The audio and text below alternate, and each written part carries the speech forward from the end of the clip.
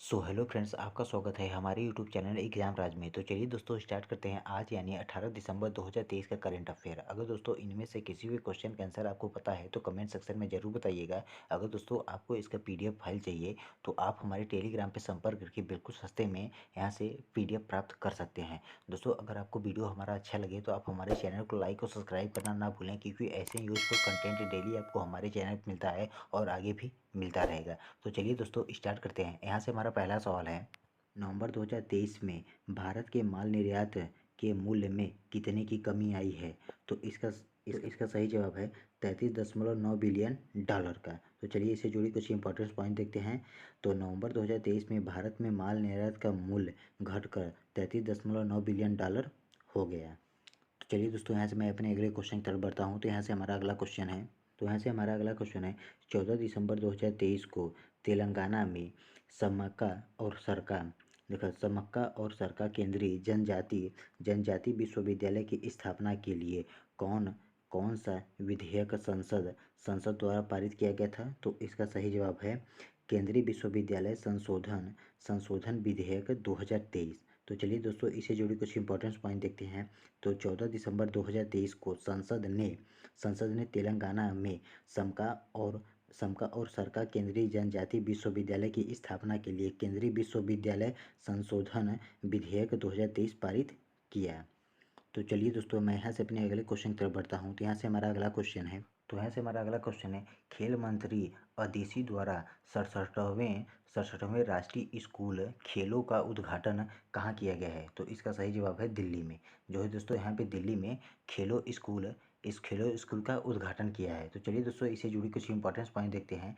67वें राष्ट्रीय स्कूल खेलों का उद्घाटन दिल्ली की खेल मंत्री अदिशी ने छात्रसाल स्टेडियम में किया है। तो चलिए दोस्तों मैं यहाँ से अपने अगले क्वेश्चन की तरफ बढ़ता हूँ। तो यहाँ से हमारा अगला क्वेश्चन है, केंद्रीय मंत्रिमंडल ने गुजरात के किस शहर को अंतर्राष्ट्रीय हवाई अड्डा घोषित करने की मंजूरी दी है? तो इसका सही जवाब है सूरत को। जो है दोस्तों यहाँ पे सूरत है। तो चलिए इससे जुड़ी कुछ इंपॉर्टेंट पॉइंट देखते हैं। तो प्रधानमंत्री नरेंद्र मोदी के नेतृत्व में केंद्रीय मंत्रिमंडल ने सूरत हवाई अड्डा को अंतर्राष्ट्रीय हवाई अड्डा घोषित करने की मंजूरी दी है। तो दोस्तों इसमें पूछ सकता है कि केंद्रीय मंत्रिमंडल कौन सी थी? तो आपको यहाँ से बताना है प्रधानमंत्री नरेंद्र मोदी की केंद्रीय मंत्रिमंडल थी। तो चलिए दोस्तों मैं यहाँ से बढ़ता हूँ अपने अगले क्वेश्चन की तरफ। तो यहाँ से हमारा अगला क्वेश्चन है, दिसंबर 2023 में किस भारतीय प्रौद्योगिकी संस्था IIT ने समझौता ज्ञापन पर हस्ताक्षर करने के लिए भारतीय नौसेना के साथ सहयोग किया है? तो इसका सही जवाब है IIT कानपुर। IIT कानपुर के बारे में चलिए दोस्तों मैं यहाँ से आपको थोड़ा सा डिटेल में बताता हूँ। भारतीय नौसेना और IIT कानपुर के बीच समझौता ज्ञापन का उद्देश्य संयुक्त अनुसंधान और विकास पहल के माध्यम से प्रौद्योगिकी विकास और नवीन समाधानों को बढ़ावा देना है। तो चलिए मैं यहाँ से अपने अगले क्वेश्चन की तरफ बढ़ता हूँ। तो किस संगठन ने ऑटोमार्नस फ्लाइंग विंग टेक्नोलॉजी डिमॉन्स्ट्रेट एक हवाई स्पीड फ्लाइंग विंग मानव रहित हवाई वाहन का उड़ान परीक्षण सफलतापूर्वक आयोजित किया है? तो इसका सही जवाब है ड्रोडो जो है दोस्तों यहाँ पे इसका सही जवाब है। तो चलिए दोस्तों इसी ड्रोडो से जुड़ी कुछ इंपॉर्टेंट पॉइंट देखते हैं। तो यहाँ से हमारा पहला पॉइंट है, देखो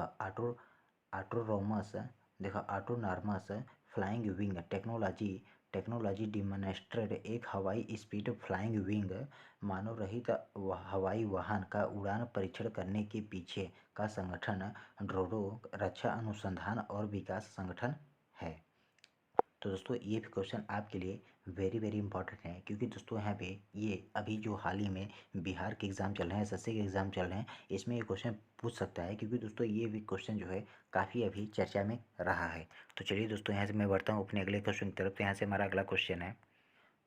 अगला क्वेश्चन है, दिसंबर 2023 में 17वें रयान अंतर्राष्ट्रीय बाल महोत्सव 2023 का उद्घाटन किस शहर में किया गया है? तो इसका सही जवाब है नई दिल्ली में दोस्तों यहाँ पे अंतर्राष्ट्रीय बाल महोत्सव का उद्घाटन किया गया है। तो चलिए दोस्तों इससे जुड़ी कुछ इंपॉर्टेंट पॉइंट देखते हैं। तो 17वें रसायन इंटरनेशनल चिल्ड्रेन फेस्टिवल 2023 का उद्घाटन नई दिल्ली के तालकटोरा स्टेडियम में हुआ है।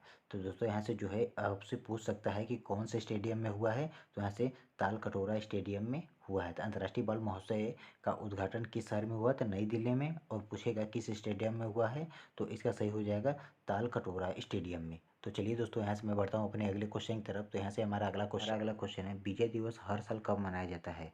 तो दोस्तों यहाँ से जो है विजय दिवस हर साल 16 दिसंबर को मनाया जाता है। तो चलिए दोस्तों इससे जुड़ी कुछ इंपॉर्टेंस पॉइंट देख लीजिए। तो यहाँ से हमारा पहला है, देखो 1971 के युद्ध में पाकिस्तान पर भारत सशस्त्र बलों की जीत का सम्मान करने के लिए हर साल 16 दिसंबर को विजय दिवस मनाया जाता है।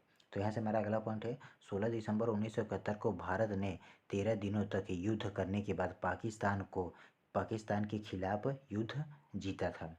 तो यहाँ से हमारा अगला पॉइंट है, पाकिस्तान सेना के प्रमुख जनरल ए.के.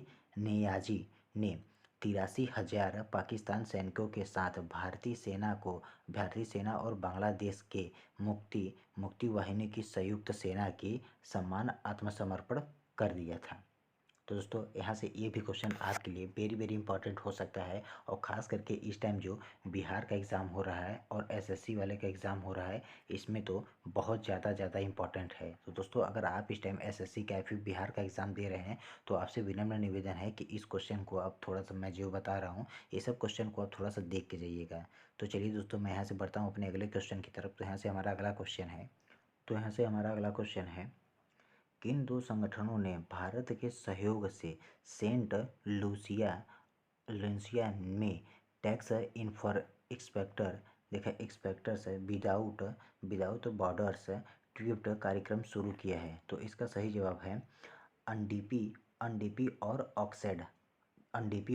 तो चलिए दोस्तों अनडीपी और ऑक्सेट के बारे में थोड़ा सा कुछ जानते हैं डिटेल में। तो देखिए, सेंट लुइस ने ट्यूब कार्यक्रम, अनडीपी संयुक्त राष्ट्र विकास कार्यक्रम, और ओसिड आर्थिक सहयोग और विकास संगठन की एक संयुक्त पहल है। देखिए दोस्तों अगर आपको कोई पूछ लेगा ये अनडीपी को जो है दोस्तों क्या हिंदी में कहा जाता है, तो देखिए अनडीपी को जो है संयुक्त राष्ट्र विकास कार्यक्रम, और ओसेट को देखिए दोस्तों, तो ओसेट को आर्थिक सहयोग और विकास संगठन।